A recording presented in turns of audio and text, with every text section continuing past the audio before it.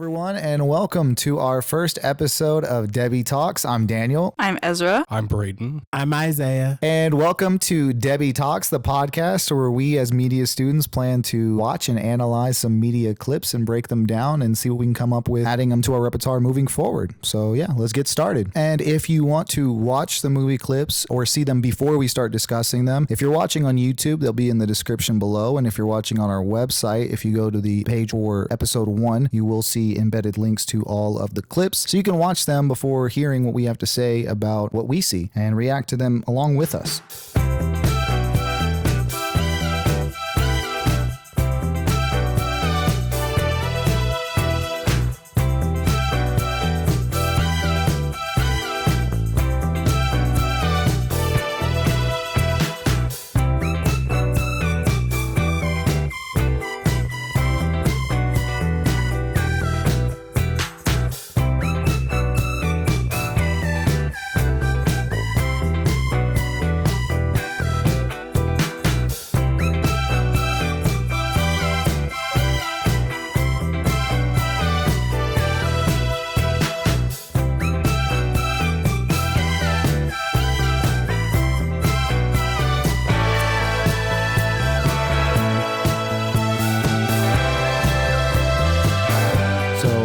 Actually start the conversation with the first clip, which is the opening scene to Inglorious Bastards. Well, I'm very familiar with you and your family.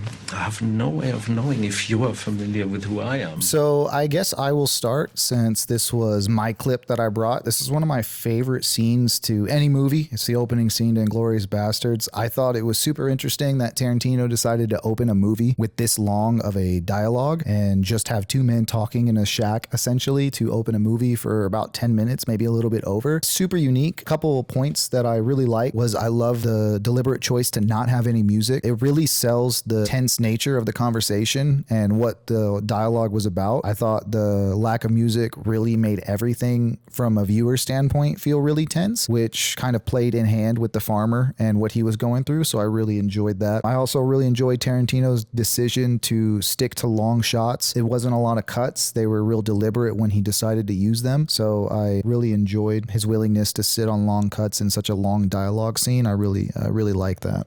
I thought the lighting choices were phenomenal. They looked really good in the final film. There's an overhead light that centers over the farmer and the Jew hunter as they're sitting at this table, and the Rembrandt lightings on their faces as the camera pans around the table behind them. I'm trying to figure out where all the light sources are coming from, and it's not quite coming together for me. What he put together here is beautiful. I'd love to see some kind of light map for this. The tension that you mentioned was especially palpable throughout the entire scene. He tries to make him somewhat feel comfortable, even though they both know that they're hiding a secret from one another. But as he tries to make him feel more comfortable at home and telling him that, oh, this is just kind of another standard practice, there's nothing really to be concerned about as he's smoking, trying to relax himself. And we know what's really on the line. It's some real tension as we're following these characters through a mundane interaction at a table, preparing paperwork, loading up a pipe, just two guys sitting down for a casual conversation. But everything that's underlining, that's surrounding the circumstance, it's terrifying. It makes your hair stand on the back of your neck.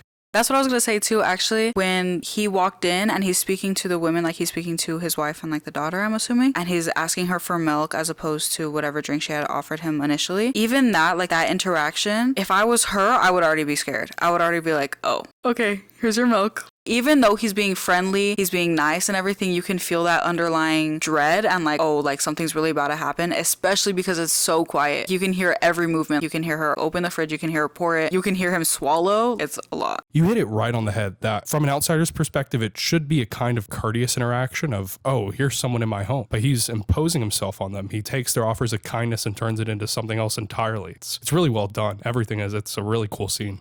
Yeah, I think a lot of that also has to do with the amazing dialogue that was written, which was one of the key points I had. The strength of the dialogue has to be amazing if you're willing to do a 10-minute opening that way, purely based on dialogue and nothing but atmosphere and dialogue. It has to be well written, and it was. Everything that was said, everything that was done, kind of to what you said, had purpose. Nothing in there was done without purpose, so it made you pay attention to everything that was being done, especially when it does that 180 pan, it crosses the 180 line. It breaks the rule to do what? To reveal that there was in fact a secret the farmer was hiding. The Jews were underneath the house. And so now the tension somehow escalated even more now that you know, oh wow, there really is something wrong. So all in all, I thought the scene was really well put together. The dialogue carried it, but the atmosphere just played right into what was being done. So I really like the scene. It's one of my favorites.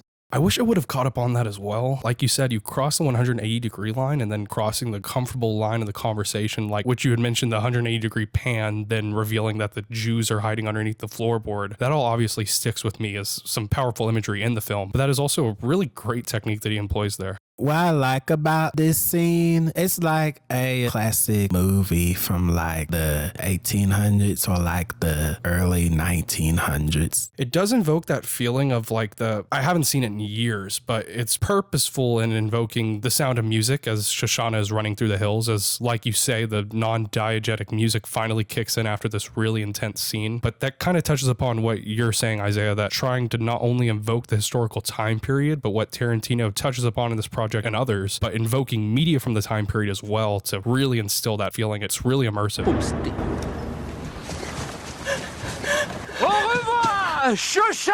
So that was our first clip, which is the opening dialogue scene from Inglorious Bastards. Again, if you want to watch that scene and react to it yourself, feel free to go down in the description or on our website to check the embedded links below. Our next clip is a scene from Hot Fuzz.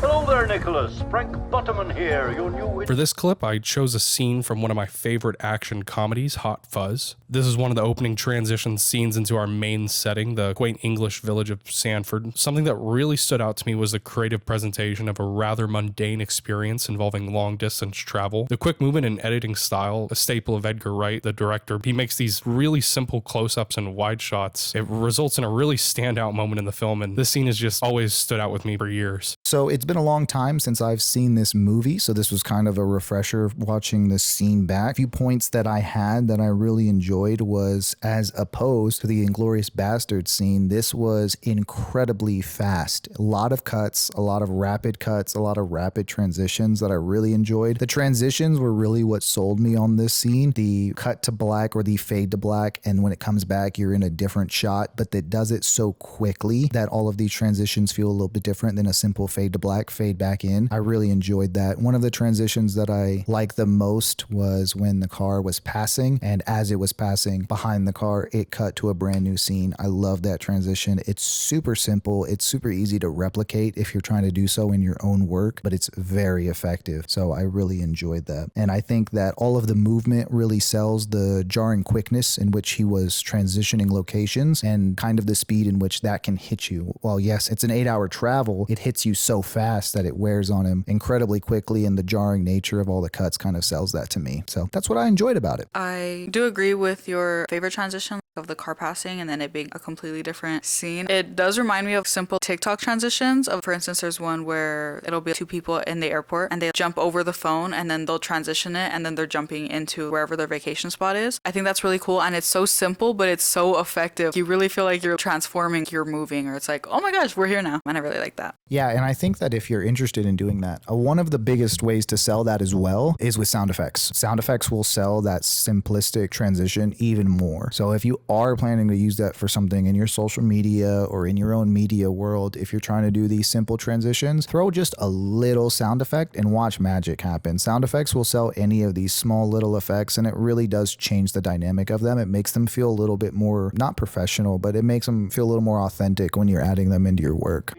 On Spencer Hill. Look forward to meeting you anon. Cheerio. All right, so that was Hot Fuzz. Once again, if you really want to watch this clip and react along with us, feel free to do so by checking out the link in the description or on our website. And for our last scene that we will be reacting and talking about today, we have a clip from Kung Fu Panda presented by Isaiah.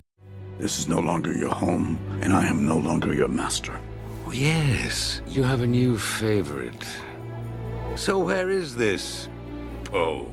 We're gonna be watching Master Shifu versus Tai Long. The fighting scene is awesome because how the lighting changes back and forth to dark, light, and then dark. Then in the end, I like how they were talking about who has the dragon scroll. One of the things that I really enjoyed about this scene is that it was basically a dialogue scene that used fighting to progress the scenes forward. It wasn't necessarily your stereotypical fight scene with a lot of action, a lot of cuts. It was primarily used to sell this emotional interaction between a foster father and a son, but it used the kung fu aspect to kind of drive the scene forward. I really enjoyed that, and one of the ways they did that to me was the use of music. We talked earlier about Inglorious Bastards and how the lack of music added a tense nature, whereas this scene could have been extremely tense, but with the addition of the music, it made it really emotional and impactful